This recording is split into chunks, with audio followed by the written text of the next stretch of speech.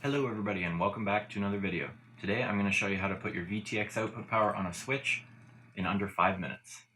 In order to keep the time down for this video, I'm going to assume you already know how to set up a custom mix in your radio, outputting a switch as an aux channel, and that you already have your VTX table set up in Betaflight. If all that sounds like a foreign language to you, then I'd recommend you check out Joshua Bardwell's video, linked down below.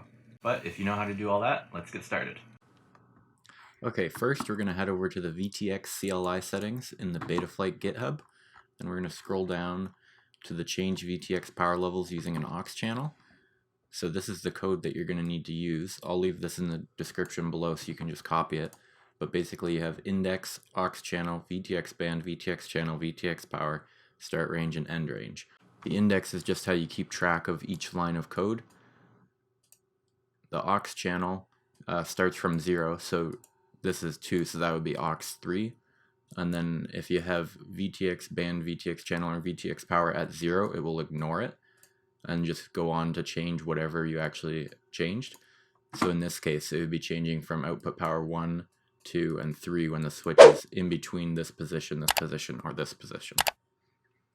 So we're going to copy this, and we're going to put that into a notepad file. Next, we're going to go into Betaflight and connect to our drone. So this is a GepRC Cinequeen. And we're going to go down to the VTX, or Video Transmitter tab. And you can see here I have it set up, power set to none. And I have my VTX table set up here. See, I have 5 different power levels to choose from here. So I'm going to use power levels 2, 3, and 5. Okay, just to clarify things a bit here, it doesn't matter whether you're using Tramp or Smart Audio Protocol, just look at the value beside each power level that you want and use that. So in this case, I'm using 2, 3, and 5, which just so happens to be 100, 200, and 500 milliwatts. So we're going to put this on a 3-position switch. So now what we're going to do is we're going to go back to the notepad, and we're going to change this value right here to 3, and 5. So then that'll make it so that the top position of the switch is the lowest power setting. And I like to have the top position of the switch as the default, just so I can remember all my switches when they're up, that's their default position. Watching this footage back, I realized I actually had this wrong.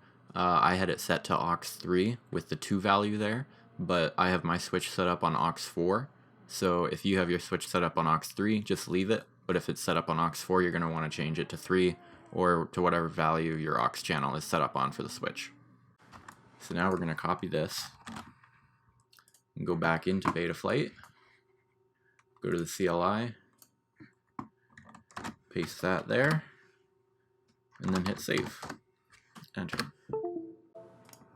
Also, if you just type in VTX, you can see all of those indexes that I was talking about, the lines of code that it keeps track of for this specific feature. So then you can see what they're all set to and how many spares you have. So in my case, I'm using the first 3, and then all of these are open. So if you wanted to use a different switch to change between channels, you could do that as well, or bands. And that's all there is to it. So let's go test it so I can show you that it actually does make a difference. Okay, so for this test, I left my drone powered on in the basement and then walked all the way up the stairs to the far corner of the house so that I could get the worst signal reception in the house without having to go outside. Then I turned it on to 25 milliwatts, 100 milliwatts, and 500 milliwatts. So you can see for yourself that this definitely does increase the power and makes a huge difference in signal reception. I've been using this feature for a little while now, and I have to say it's really useful to be able to just bump up your output power when you need it, but keep it at a lower output value when you don't need it, so that you can conserve your battery. The only thing you have to watch out for is that you don't turn up your video output power so high that it outranges your control link, which I did the other day.